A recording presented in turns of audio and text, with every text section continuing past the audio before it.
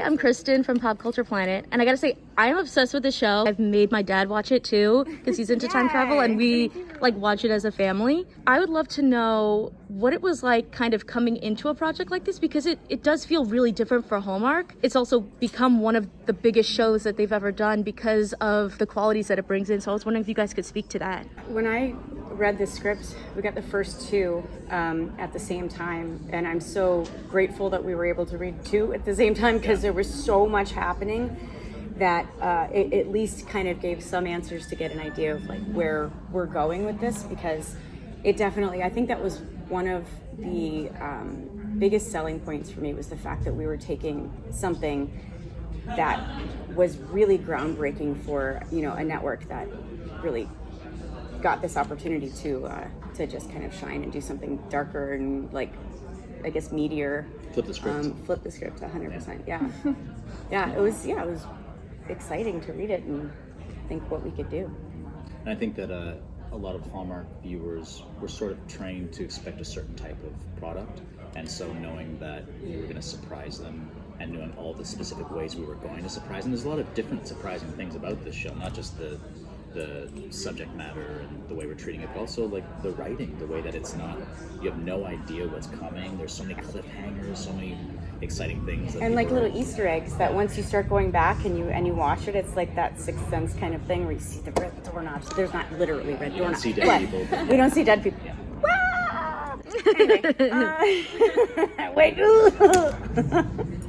Yeah, I remember specifically, like, my first day on set with Evan, just talking about, like, how it was kind of like an honor to be just being on the edge of something really cool, and I think that kind of lit an artistic fire under all of us that, like, made us want to I don't know, everyone just gave so much because you could see the potential, and you could see that it was going to be something that had the ability to be really groundbreaking and new, and so, like, it made all of us work that much harder and care that much more, and that was something that was so attractive to me. And it gave us an opportunity to really broaden the audience.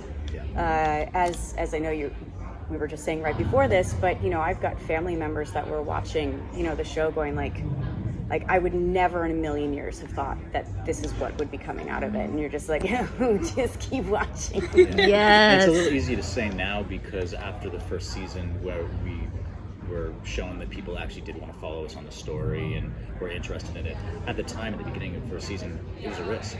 You know, it was unprecedented for the network, and it was a completely different storytelling style, so it's cool to be part of something that hadn't been done before, and I don't think I've ever seen something that treats time travel in the same way. So and here we are. Look where we made it to. Yes, Comic-Con. So cool. But we had no way of knowing how deep into this the fans were going to get. Like, we had so many people on the internet telling us that they've watched the show 3-4 times over just to try to find all the little clues, and really nerding out on the predictions and what they think is going to happen. Really, like, solid predictions. Yeah, and you're really, kind of like, listen, quiet, Nancy. Yeah. There's a few people we need to have silenced. Yeah, people were getting really into the theories, and I think it was something I didn't really expect, because, you know, you're so emotionally invested in it that for you it's like when you're inside of those relationships, that's, like, really front of mind. But the level of detail that went into the show, there was a huge excitement about that, and it was really fun for us to watch along and be like, oh my gosh, they saw it, this is so cool. Yeah. The reveal of the car crash, like, I want to know, like, what was going through your minds during that, because I was losing it, and, like, what does that really mean? Like, are they to blame? Is it their fault? Like, I'm still shook. That was a night. That was a night. Yeah. I mean, it's a huge thing to reveal and share so late in the season, that this thing that so much of the plot has been centered around hinges on, like, on our two characters, and so it was exciting, but we also, shooting it, had no idea. So it was like, it was both exciting to shoot because we knew how much of a reveal it was going to be, and also, like, okay, where are we going after this happens? Because nothing could ever be the same after that. Yeah, it was a very, like, real, raw, guttural several hours in that time. It was exhausting in the most wonderful ways, because the payoff, we knew what the payoff was going to be. And that in and of itself was just such a gift. And Jefferson Brown, who plays Colton, is just one of the coolest, goofiest, loveliest people on the planet. So to be part of that experience with him was amazing, because he and I hadn't really had many scenes together, because anytime you saw him, it was with Alex Hook, who's Teen Cat.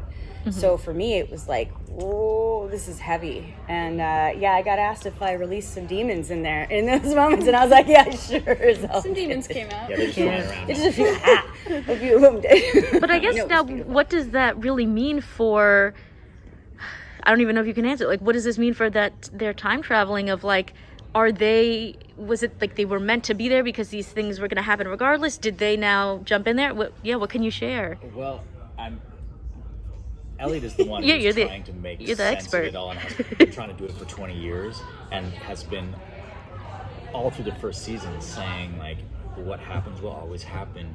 You can't go back and change anything. But now that we know that they're trying to change things is what resulted in things always having been the same, it ties it all in this Gordian knot that I think that we're going to be doing a lot of further investigation in the coming season, and things just continue to spiral. I think there's a momentum that started at the beginning of the show, and I think it's a testament to audiences that they're following us too. I think of the idea on paper, the idea that something happens with the car crash and everything was a tantalizing idea, but then when we actually got to shooting it, there was a kind of a moment in the production where everyone was sort of like, are we going to get away with this? Like, our audience is going to follow? Are they going to be rewarded by this? Are they going to, it's unprecedented. These like beloved characters being involved in something like that. Are they going to cancel us? Blew my mind. I mean, I loved it. Yeah. Balancing the unknown and the devastation with heart and real connection and storytelling that is paying off. Making these characters flawed and making these characters really genuinely struggling with something, or relatable, really relatable. That's what we wanted to do, and this was one of the greatest compliments that we got, was no matter what the audience, like the demographic was, everybody was coming in and saying, I can find myself in one of these characters somewhere. And these are people that, just like the characters, are very flawed and like going through real situations in real time. And even, us being able to speak to panic attacks or us mental health and things like that, it was real. Like, that's how it goes. I've had panic attacks all my life, and so to be able to do that and do it in a way that's actually as scary as it really is, and not just like a fluffy version of it. It was like, we had so many times we've had people walk up, like crew members or directors or the writers, showrunners, that go, the comment is, and I don't ever want this to sound bad, but, well, that's not Hallmark. And you go, and not to say anything obviously against Hallmark, but that's a testament to what we're doing. It hasn't been Hallmark. Hasn't been. But it is now. Yes.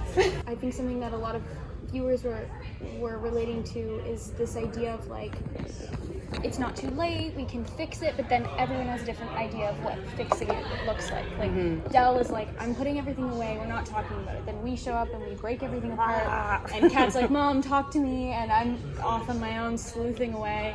So it's kind of like, you get to see in time with the family how it takes time for people to unpack what's happened in their families And the different ways and that that they do. people's approaches aren't wrong. I think we can all identify with the different generations in different ways, and I think that's a good thing for people to see. It does a good job of relating to grief as a state of being as opposed to an action. Right? It's like someone dies and you grieve, and then you're done and you do it. And grieving is different for everybody, and you get to see how sometimes they fit together and sometimes they don't, and create some space, at least just for a discussion about it, conversation. And I think, like, for Elliot, my character, that similar sort of moving away from this textbook definition, for me it's about love, and it's about, like, what's the difference between unconditional love and people pleasing, and how do you find yourself in love, because so many of the stories we hear are about losing yourself in love, right? And that's what we want, and like taken away by love, but that's not life. That's not how it actually works. And so it was really fun for me to dig into how to find the actual lover in Elliot, which is there's a responsibility there, which we're learning as our sort of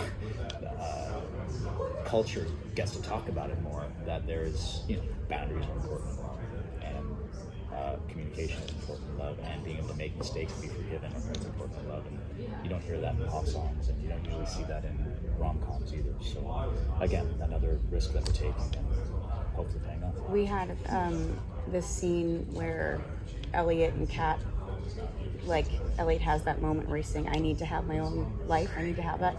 Evan and I, we cried for like 10 minutes just with each other. We literally just kind of held, you just got it out. It was like cathartic in so many different ways, but you just look at it and you go, that's the power of what we can do. And we're getting to show it to an audience that might not otherwise have the opportunity to do so. And I think you're painting the stuff that's already inside you, and put it in this fictional context, and sometimes surprise yourself too. And you're like, ooh, maybe I better go to therapy. I wanted to ask one last question before we wrap up. I mean, you guys mentioned the Easter eggs and everything, and they're traveling into the past, but not even just the 90s. Like, we're going all the way back. I was wondering if you could talk a little bit to the time travel aspect of like those different time periods, and also like, do you think there could ever be the potential to go to the future? I don't know the last part, but yes, we do. You see it at the end of the episode, or sorry, the series about the 1814 of it all. Oh, and so we do get to see.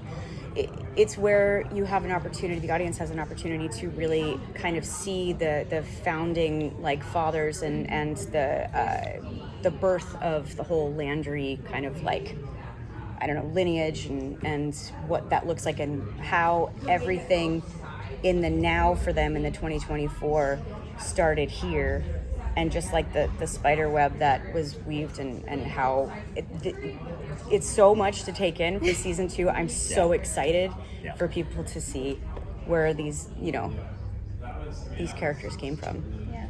And we're really investigating a lot of the mysteries that were brought up in season 1, but any question that's answered is replaced by more questions. questions. And that's just it's Rabbit hole. Yeah, there's no bottom to it.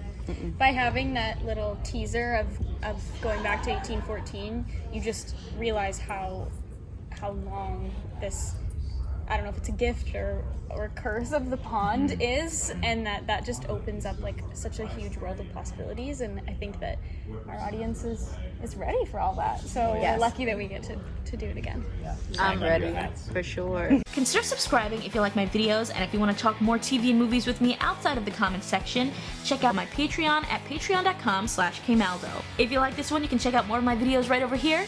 See ya!